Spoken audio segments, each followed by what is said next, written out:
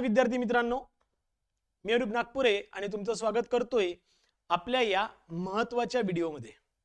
मित्रांनो, आपलं हे आज तिसरं डेमो लेक्चर आहे, जे की महाराष्ट्र नागरी सेवा नियम 1981 वर आहे.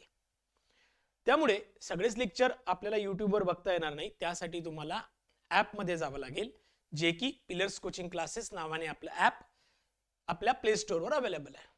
ओके, त्यामुळे जर काही इश्यू येत असेल तर तुम्ही मला या नंबरवर पण फोन करू शकता आणि हे सर्व लेक्चर तुम्ही तिकडे आपल्या कोर्समध्ये बघू शकता.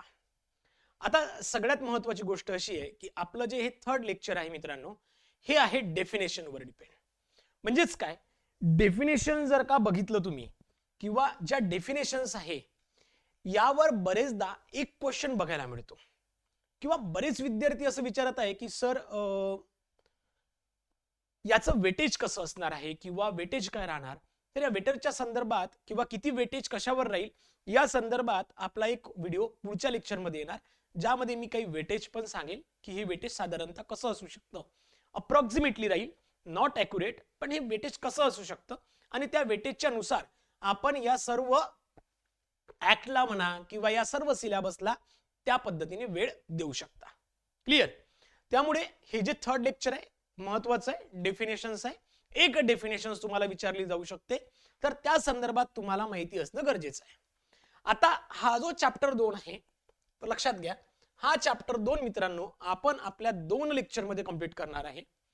साधारणतः जेवढे डेफिनेशन्स आहेत त्यामधल्या काही फक्त आणि फक्त इम्पॉर्टंट डेफिनेशन ज्या विचारण्याचे चान्सेस आहे त्या डेफिनेशन्स आपण घेणार आहोत किंवा आपल्या या संपूर्ण लेक्चर मध्ये असतील.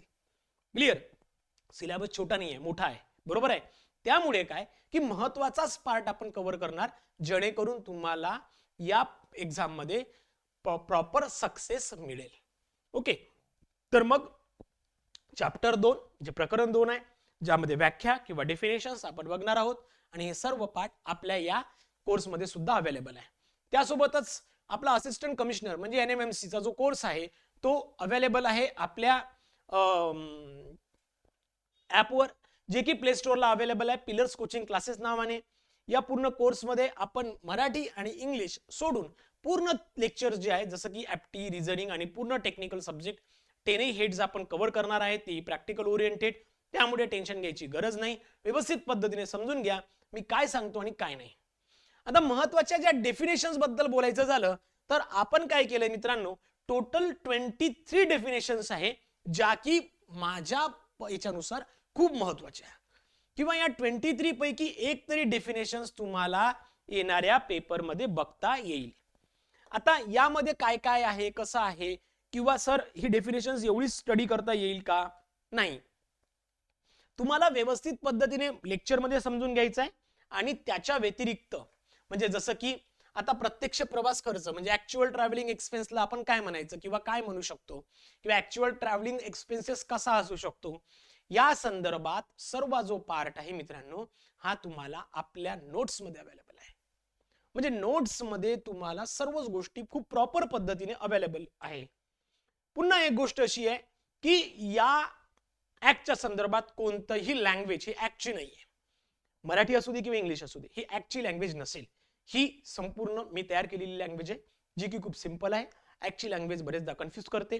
त्यामुळे तुम्हाला फंडा लक्षात घ्यायचा आहे नेमका काय आहे. क्लिअर. तर बघा, प्रत्यक्ष प्रवास खर्च किंवा ऍक्च्युअल ट्रॅव्हलिंग एक्सपेन्सेस काय आहे. सो प्रत्यक्षात प्रवास खर्च किंवा ऍक्च्युअल ट्रॅव्हलिंग एक्सपेन्सेस म्हणजेच नेमकं काय. तर लक्षात ठेवायचंय की प्रत्यक्ष प्रवास खर्च म्हणजेच काय, एखाद्या गव्हर्नमेंट ऑफिसरने किंवा शासकीय कर्मचाऱ्याने त्याच्या ऑफिशियल टाइम मध्ये किंवा तो एखाद्या ऑफिशियल वर्कच्या संदर्भात जर का प्रवास करत असेल किंवा त्या ऑफिशियल वर्कसाठी जर काही वैयक्तिक सामान घेत असेल तर तुम्ही त्याला प्रत्यक्ष खर्च असं म्हणू शकता किंवा ऍक्च्युअल ट्रॅव्हलिंग एक्सपेन्सेस म्हणू शकता. मग या पर्टिक्युलर प्रत्यक्ष प्रवास खर्चात किंवा ऍक्च्युअल ट्रॅव्हलिंग एक्सपेन्सेस मध्ये काय काय ऍड केलं जात असतं लक्षात घ्या. तर त्या प्रवासाचा पूर्ण खर्च ऍड केला जातो, म्हणजे त्याचं जाणं आणि येणं हा ऍड केला जातो. इन केस जर का त्याला टोल पडत असेल तर तो सुद्धा यामध्ये ऍड केला जातो. त्यासोबतच वाहतुकीला लागणारं जे काही सामान असेल किंवा जे काही इक्विपमेंट असेल ते सुद्धा तुम्ही या ऍक्च्युअल ट्रॅव्हलिंग एक्सपेन्सेस मध्ये ऍड करू शकता. क्लिअर? आता या ऍक्च्युअल ट्रॅव्हलिंग एक्सपेन्सेस मध्ये ऍड होणार काय नाही, काय होणार नाही. तुम्ही जर का हायली एक्सपेन्सिव्ह हॉटेलमध्ये राहत असेल तर तो खर्च या ऍक्च्युअल ट्रॅव्हलिंग एक्सपेन्सेस मध्ये ऍड होत नाही किंवा तशा पद्धतीचा निवासाचा खर्च या ऍक्च्युअल ट्रॅव्हलिंग मध्ये ऍड होत नसतो. त्यासोबतच ट्रॅव्हलिंग मध्ये काय नाही तर चहा, नाश्ता, जेवण हे ट्रॅव्हलिंग मध्ये समाविष्ट होत नाही किंवा इन्क्लूड केलं जात नाही. त्यासोबतच तुमच्या सोबत असणाऱ्या सामानासाठी जर का एक्स्ट्रा काही खर्च होत असेल तर तो सुद्धा ऍक्च्युअल ट्रॅव्हलिंग एक्सपेन्सेस म्हणजे प्रवास खर्चात ऍड होत नसतो. ड्रायव्हरला दिलेलं बक्षीस असू दे किंवा हॉटेलमध्ये दिलेलं बक्षीस असू दे, तुमच्यामुळे कुठेतरी तुटफूट झाली असू दे, काहीतरी फर्निचर तुटलं असू दे, काही इन्सिडेंटल लॉसेस असू दे, हे कुठेही ऍक्च्युअल एक्सपेन्सेस मध्ये ऍड होत नाही. मी गेलो एखाद्या ठिकाणी, तिथे काहीतरी मारामारी झाली आणि ते माझ्यामुळे झाली, ते पण ऍक्च्युअल ट्रॅव्हलिंग एक्सपेन्सेस मध्ये जोडाल का? बिलकुल नाही. तर तो खर्च हा ट्रॅव्हलिंग एक्सपेन्सेस मध्ये येत नाही. क्लिअर? चला, क्लिअर आहे पहिली डेफिनेशन. सर याच्या नोट्स अवेलेबल आहे, टेन्शन घेऊ नका. याच्या नोट्स आपल्या ऍप मध्ये अवेलेबल मिळतील. क्लिअर? मराठी आणि इंग्लिश दोन्ही सेपरेट नोट्स आहे. तुम्हाला ज्या व्यवस्थित वाटते तुम्ही त्या वाचा. मराठी पण आहे आणि इंग्लिश पण राहील. क्लिअर? नेक्स्ट, अलॉटमेंट किंवा घर वाटप. अलॉटमेंट किंवा घर वाटपला मराठीत म्हणजे अलॉटमेंटला घर वाटप असं म्हणतात.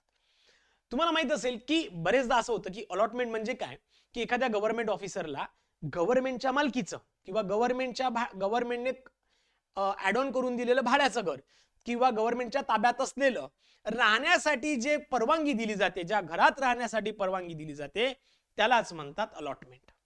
त्याला काय म्हणतात? अलॉटमेंट. बघा मी पुन्हा एकदा सांगतोय, व्यवस्थित आणि प्रॉपर समजून घ्या. अलॉटमेंट कशाला म्हणतात किंवा घर वाटप कशाला म्हणतात. घर वाटप म्हणजे काय मित्रांनो, एखाद्या गव्हर्नमेंट ऑफिसरला गव्हर्नमेंटच्या मालकीचं किंवा गव्हर्नमेंटने भाडे तत्वावर घेतलेलं किंवा गव्हर्नमेंटच्या ताब्यात असलेलं घर जर का राहण्यासाठी वापरण्याची परवानगी देत असेल तर त्याला म्हणतात घर वाटप किंवा अलॉटमेंट. क्लिअर? पुन्हा नोट्स मध्ये प्रॉपर डेफिनेशन दिलेली आहे. लक्षात आलं? ज्याला आपण घर वाटप किंवा अलॉटमेंटला आपण क्वार्टर सुद्धा म्हणतो. आपण म्हणतो ना की एखादा कुठे राहतो? क्वार्टरला राहतो, गव्हर्नमेंट क्वार्टरला राहतो, त्यालाच आपण काय म्हणतो? अलॉटमेंट म्हणतो. क्लिअर? नेक्स्ट, शिकाऊ उमेदवार. शिकाऊ उमेदवार, अप्रेंटिस. तर हे अप्रेंटिस म्हणजे नेमकं काय? ज्याला आपण मराठीत प्रशिक्षणार्थी म्हणतो. अप्रेंटिसलाच आपण प्रशिक्षणार्थी म्हणतो असतो. बरोबर आहे? हा प्रशिक्षणार्थी म्हणजे काय? जो की एखादा व्यक्ती ज्याला काहीतरी सिंपल एक पेमेंट मंथली बेसिस दिलं जातं आणि तो फक्त ती गोष्ट शिकण्यासाठी तिथे त्याला अलॉट केलेला आहे. त्याला कोणत्याही परमनंट पोस्टवर घेतलेलं नाही किंवा नेमणूक केलेली नसेल. पक्का?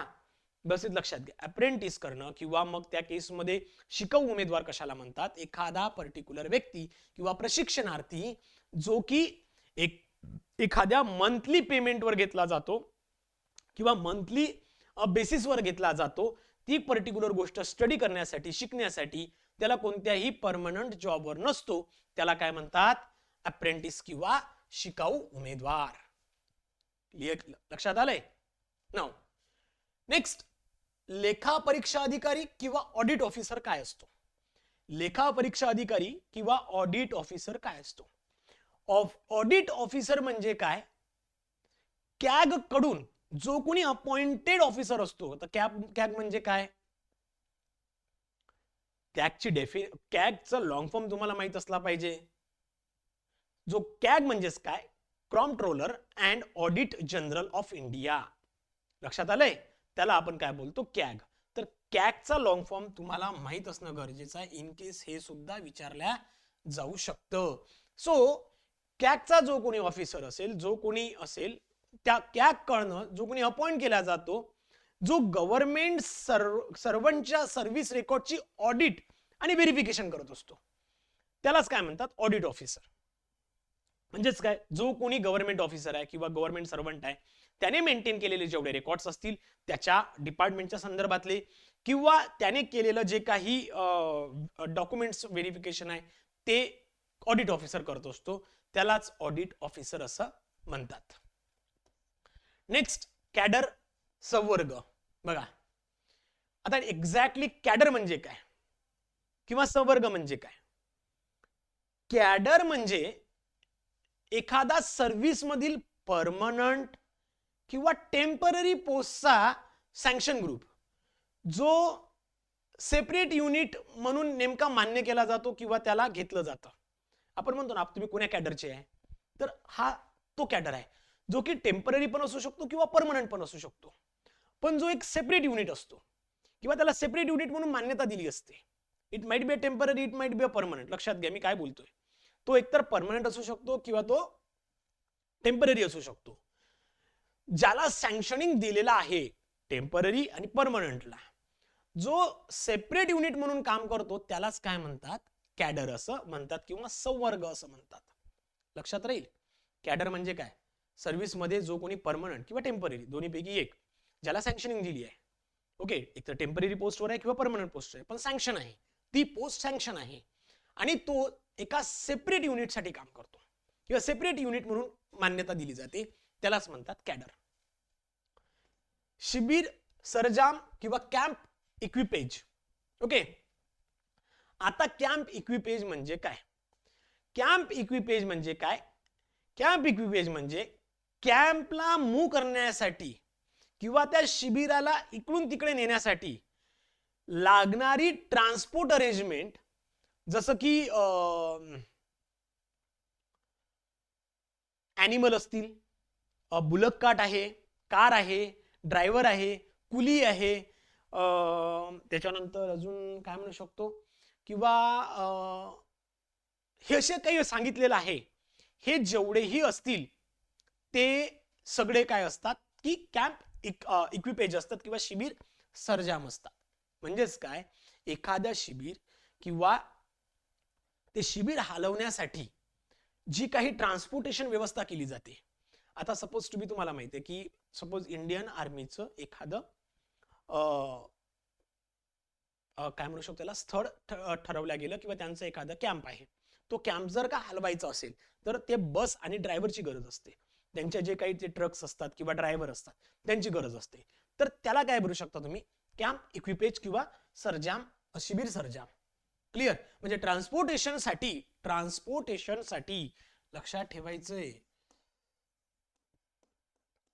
ट्रान्सपोर्टेशनसाठी क्लिअर, जे काही वाहतुकीसाठी जे काही गोष्टी लागते, सो वाहतुकीसाठी जे काही सामग्री लागणार आहे त्यालाच तुम्ही काय म्हणतात, शिबिर सरंजाम.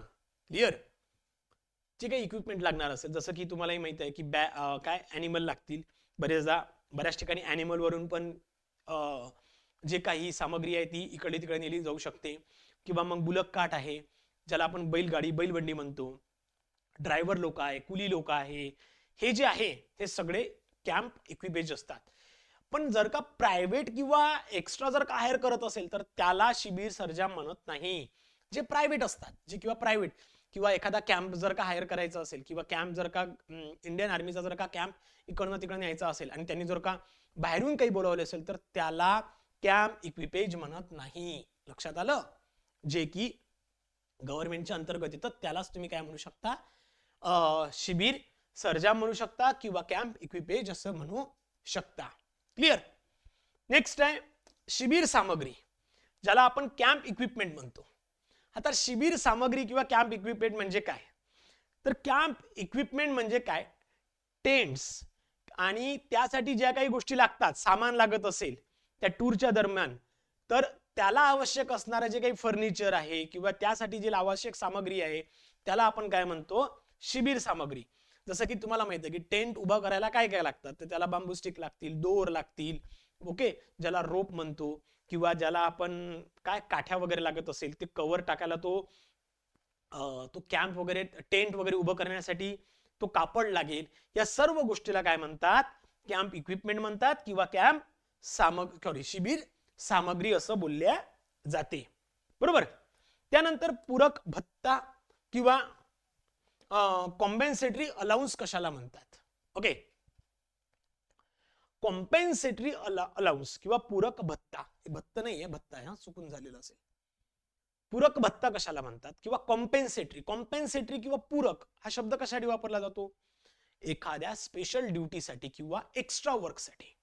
बघा, त्यामुळे काय, कॉम्पेन्सेटरी अलाउन्स किंवा पूरक भत्ता म्हणजे काय, स्पेशल ड्युटी कंडिशन मुळे होणारा पर्सनल एक्स्ट्रा एक्सपेन्सेस तो भरून काढण्यासाठी जो अलाउन्स दिला जात असतो, जो एक भत्ता दिला जात असतो, त्यालाच आपण काय म्हणतो, पूरक भत्ता किंवा कॉम्पेन्सेटरी अलाउन्स असं म्हटल्या जात असतं.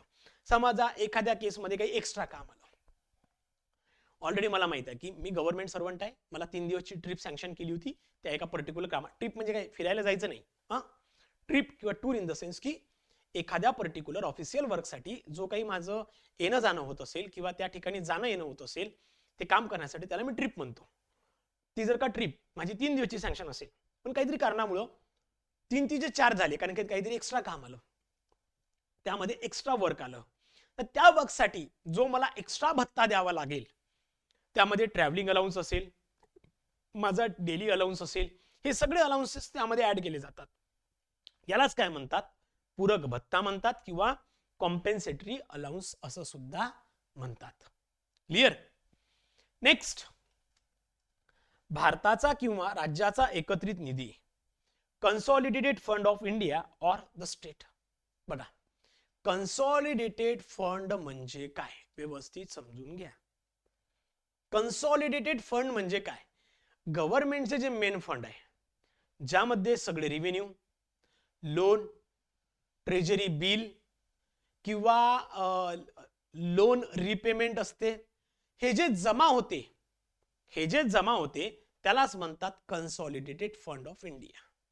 लक्षात घ्या, त्यालाच काय म्हणतात, कन्सॉलिडेटेड फंड. आता consolidated fund of India or the state, याच्या 2 कंडिशन्स आहे. कन्सॉलिडेटेड फंड ऑफ इंडिया म्हणजे सेंट्रल गव्हर्नमेंटचा फंड. इंडियाचा जो इंडिया हा जर का वर्ड येत असेल, कन्सॉलिडेटेड फंड ऑफ इंडिया किंवा भारताचा किंवा राज्याचा, भारताचा एकत्रित निधी हा कोणाकडून येणार, भारत सरकारकडून येणार, सेंट्रल गव्हर्नमेंट ऑफ इंडिया कडून येणार. आणि कन्सॉलिडेटेड फंड ऑफ स्टेट किंवा राज्याचा एकत्रित निधी हा कोणाकडून येणार, स्टेट गव्हर्नमेंट कडून येणार. क्लिअर? स्टेट गव्हर्नमेंट कडून. याला म्हणतात कन्सॉलिडेटेड फंड, ज्यामध्ये सगळ्याच फंडची ऍडिशन केली जाते, ज्यामध्ये काय काय आहे, ज्यामध्ये रेव्हेन्यू पण आहे, लोन पण आहे, ट्रेजरी बिल्स पण असतील, काही ऍडव्हान्स बिल्स पण असतील, किंवा काही रिपेमेंट ऑफ लोन मनी असेल, राज्याचा किंवा देशाचा जो काही लोन असेल तो पण त्यामध्ये ऍड केला जातील. या सर्व फंडला ज्या वेळेला ऍड केलं जातं त्या फंडला म्हणतात कन्सॉलिडेटेड फंड ऑफ इंडिया किंवा कन्सॉलिडेटेड फंड ऑफ स्टेट. म्हणजेच भारताचा एकत्रित निधी किंवा राज्याचा एकत्रित निधी, एकत्रितचाच अर्थ कन्सॉलिडेटेड आहे, सगळ्यांचं यामध्ये ऍडिशन केलं जातं, सगळे फंड त्यामध्ये इन्क्लूड केले जाते आणि त्यालाच काय म्हणतात, कन्सॉलिडेटेड फंड म्हणतात, ज्यामध्ये सगळ्या टाईपचे रेव्हेन्यू असतात, सगळ्या टाईपचे फंड असतात, लोन्स असतात, रिपेमेंट्स असतील, सगळे त्यामध्ये ऍड केले जात असतात. क्लिअर? डेफिनेशन. नेक्स्ट, पुढचा पार्ट आहे संविधान, कॉन्स्टिट्यूशन. बरोबर आहे? संविधान किंवा कॉन्स्टिट्यूशन म्हणजे काय? संविधान किंवा कॉन्स्टिट्यूशनचा अर्थ असा एक सिंपल आहे की it is the supreme law of India किंवा supreme law of country. Okay, कारण की ते फक्त संविधान म्हटलंय, बरोबर आहे, किंवा कॉन्स्टिट्यूशन. कॉन्स्टिट्यूशन ऑफ इंडिया किंवा भारताचं संविधान हा शब्द वापरला नाही, बरोबर. फक्त संविधान म्हणजे काय, संविधान म्हणजे काय, त्या देशाचा सर्वोच्च कायदा. आता याच्या पुढे काय येणार, भारताचे संविधान किंवा कॉन्स्टिट्यूशन ऑफ इंडिया म्हणजे काय येणार, भारताचा सर्वोच्च कायदा. काय म्हणतो त्याला, भारताचा सर्वोच्च कायदा म्हणजे सुप्रीम लॉ ऑफ लँड किंवा सुप्रीम लॉ ऑफ कंट्री, त्यालाच म्हणतात संविधान. क्लिअर? लक्षात घ्या, शब्द लक्षात ठेवायचे. क्लिअर? हे आपल्या नोट्स मध्ये पण आहे, टेन्शन घेऊ नका, हे आपल्या नोट्स मध्ये पण अवेलेबल आहेत. नेक्स्ट, पहिल्या नियुक्तीची तारीख म्हणजे काय, किंवा डेट ऑफ फर्स्ट अपॉइंटमेंट, हे व्यवस्थित घ्या. डेट ऑफ फर्स्ट अपॉइंटमेंट म्हणजे काय, पहिल्या नियुक्तीची तारीख म्हणजे काय. आपण काय म्हणतो, खरे जॉईन झाला का, बरोबर आहे, जॉईन वगैरे झाला का, हे शब्द वापरतो, त्यालाच आपण काय म्हणतो, फर्स्ट अपॉइंटमेंट. पण आता फर्स्ट अपॉइंटमेंटचा अर्थ काय असतो हे लक्षात घ्या. ज्या वेळेला गव्हर्नमेंट सर्वंटनं गव्हर्नमेंट सर्व्हिसमध्ये पहिली जी पोस्टिंग आहे ड्युटीच्या दिवशी स्वीकारली असेल ती तारीख म्हणजे जॉईनिंग. लक्षात घ्या मी काय म्हटलं. जो कोणी गव्हर्नमेंट सर्वंट असेल तर गव्हर्नमेंट सर्व्हिसमध्ये जी पहिली त्याच्या पोस्टिंगची जी डेट असेल ती जी स्वीकारली जात असेल त्याला म्हणतात, ती तारीख म्हणजेच काय, पहिल्या नियुक्तीची तारीख. पण पुढे पण व्यवस्थित लक्षात घ्या, जर त्या आधीची कोणतीही ड्युटी पेन्शनसाठी सर्व्हिस म्हणून काउंट केली जात असन तर ती अर्लियर डेट हीच त्याची फर्स्ट अपॉइंटमेंट म्हणून मानली जाते. किंवा किंवा त्या जर का व्यक्तीने सपोज टू बी आधी एखादी ड्युटी केली आहे, जसं की डिफेन्सचे बरेचसे लोक जे आहे, डिफेन्सचे बरेचसे लोक जे आहे हे त्यांचा बॉन्ड संपल्यानंतर इकडे एक दुसरी ड्युटी करते, बरोबर आहे. डिफेन्सचे बरेचसे लोक आहे जे तुम्हाला माहिती आहे आर्मीमध्ये, ओके. आता आमच्या ऑफिसमध्ये पण एक ना क्लर्क आहे जे की आधी डिफेन्समध्ये होते, आता ते क्लर्क आहे. मग अशा केसमध्ये त्या व्यक्तीची इकडे पण एक तारीख त्यांनी जॉईनिंगची घेतली आहे, आधी पण होती, तर त्या केसमध्ये त्या व्यक्तींची तारीख हीच फर्स्ट ऑफ काय पहिल्या नियुक्तीची किंवा डेट ऑफ फर्स्ट अपॉइंटमेंट मानली जात असते. म्हणजे ज्या केसमध्ये तुम्ही पहिली तारीख ठरवता त्याच केसला आपण, ज्या तारखेला आपण फर्स्ट आपली अपॉइंटमेंट घेतो त्यालाच काय म्हटलं जातं, डेट ऑफ फर्स्ट अपॉइंटमेंट किंवा पहिल्या नियुक्तीची तारीख असं ठरवल्या जाते. क्लिअर. तुम्हाला सगळ्या डेफिनेशन्स मिळतील, टेन्शन घ्यायची गरज नाही. सर्व डेफिनेशन्स मित्रांनो आपल्या नोट्स मध्ये आहेत. क्लिअर. आता नेक्स्ट, कर्तव्य किंवा ड्युटी. कर्तव्य किंवा ड्युटी म्हणजे नेमकं काय. कर्तव्य म्हणजे फक्त ऑफिस वर्क नाहीये, किंवा ड्युटी म्हणजे फक्त ते ऑफिस वर्क नसते. तर त्यामध्ये काय येतं, जी प्रोबेशन पिरियड मध्ये ड्युटी करतो आपण त्याला सुद्धा काय म्हणतात, ड्युटी म्हणतात. बघा का, प्रोबेशन पिरियड मध्ये जी सर्व्हिस असते ही सुद्धा ड्युटीज मानली जात असते. त्यानंतर पोस्टिंग म्हणजे पोस्टिंग नंतर जी जॉईनिंग डेट दिली जाते, सपोज एक पोस्टिंग दिली आहे त्याच्यानंतर ह्या पोस्टिंग नंतर एक जी जॉईनिंग डेट दिली जाते याला मधातला कार्यकाळ सुद्धा ड्युटीच मानली जात असते. लक्षात घ्या, त्यालाही काय मानली जाते, ड्युटीज मानली जाते.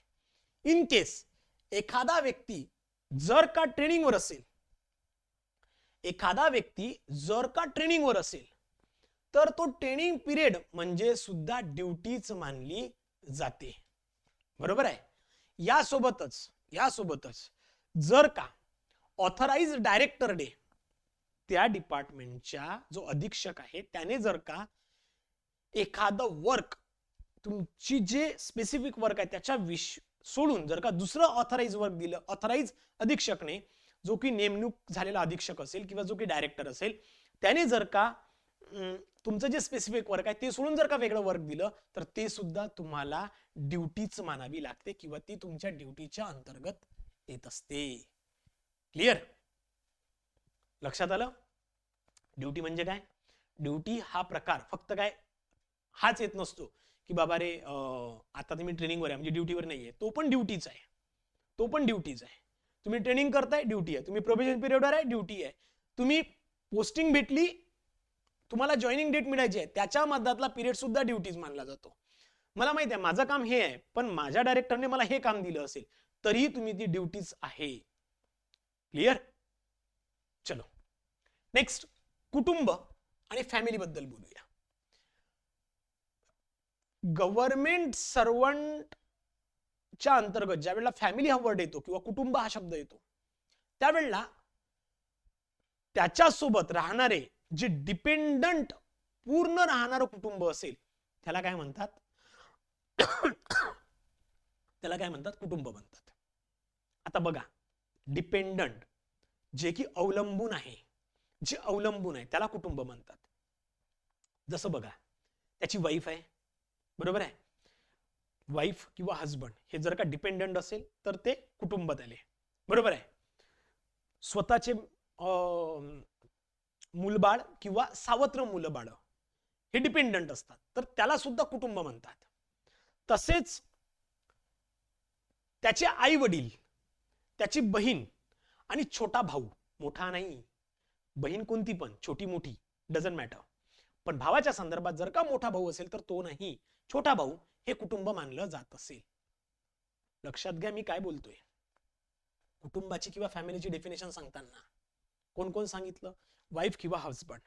वाईफ नोकरी करत असेल तर हजबंड, हजबंड नोकरी करत असेल वाईफ. ओके, कोण आहे कुटुंब आहे. त्याचे स्वतःची मुलं किंवा सावत्र मुलं, आधीच्या पत्नीचे, आधीच्या हजबंडचे ते मुलं, ते सुद्धा कुटुंब असतात, कारण की ते फुल्ली डिपेंडंट आहे. त्याचे पॅरेंट्स हे कोण आहे, कुटुंब आहे. त्याची बहीण मोठी छोटी कुटुंब आहे. पण छोटा भाऊ हा कुटुंबात येतो, मोठा भाऊ कुटुंबात येत नाही. लक्षात घ्या, हा शब्द मोठा भाऊ कुटुंबात येत नाही. आणि हे जर का त्याच्यासोबत राहत असेल तर त्याला फॅमिली असं म्हणतात. लक्षात घ्या. आता यामध्ये येत काही नाही, कुटुंबात कोण येत नाही. सगळ्यात महत्वाचं, एक पेक्षा जास्त पत्नी असेल तर ती कुटुंबात येत नाही. दोन बायका कुटुंबात घेतल्या जात नाही, बरोबर आहे. जर का तुम्ही दत्तक मूल घेत असेल, जर का तुम्ही दत्तक मूल घेत असेल आणि जे दत्तक घेतलेलं मूल एका प्रॉपर लिगल प्रोसिजरनं घेत असेल, जी काही प्रोसिजर आहे दत्तक घेण्याची, अडॉप्शन जी काही प्रोसिजर आहे, ओके, ही जर का तुम्ही लिगली करत असेल, कागदोपत्री किंवा घटनेच्या अंतर्गत करत असेल किंवा जो काही लॉ आहे, ऍक्ट आहे त्याच्या अंतर्गत करत असेल, तर त्या केसमध्ये त्या मुलाला तुम्ही अडॉप्ट मुलाला किंवा दत्तक घेतलेल्या मुलाला कुटुंब म्हणू शकता. अदरवाइज डायरेक्ट घेतलंय त्याला कुटुंब म्हणता येत नाही. क्लिअर आहे? Yes or no? इथपर्यंत क्लिअर आहे? पुढच्या ज्या डेफिनेशन्स आहे मित्रांनो, जसं की शासन, सुट्टी, रजा, म्हणजे 23 पर्यंत हे आपण उद्याच्या लेक्चरमध्ये बघणार आहोत. क्लिअर? तर भेटूया आपण आपल्या उद्याच्या लेक्चरमध्ये. जरी का तुम्हाला आपला क्लास घ्यायचा असेल तर तुम्ही या नंबरवर कधीही मला कॉल करू शकता, मेसेज करू शकता. तुम्ही आपला क्लास हा घेऊ शकता, जो की पिलर्स कोचिंग क्लास नावाने प्ले स्टोअरला अवेलेबल आहे. चॅनल डाउनलोड करा प्ले स्टोअरवरनं आणि हा क्लास घ्या. नोट्स वगैरे सगळ्या तुम्हाला तिथेच मिळतील. सगळे क्लासेस हे युट्यूबवर अवेलेबल करून देता येणं शक्य नाही, त्यामुळे पुढचे काहीच फक्त डेमो लेक्चर तुम्हाला फ्री ऑफ कॉस्ट बघण्यासाठी असतील. त्यानंतर सगळ्या गोष्टी ऍपवरच अवेलेबल राहतील. तर भेटूया मित्रांनो पुढच्या लेक्चरमध्ये. तोपर्यंत धन्यवाद.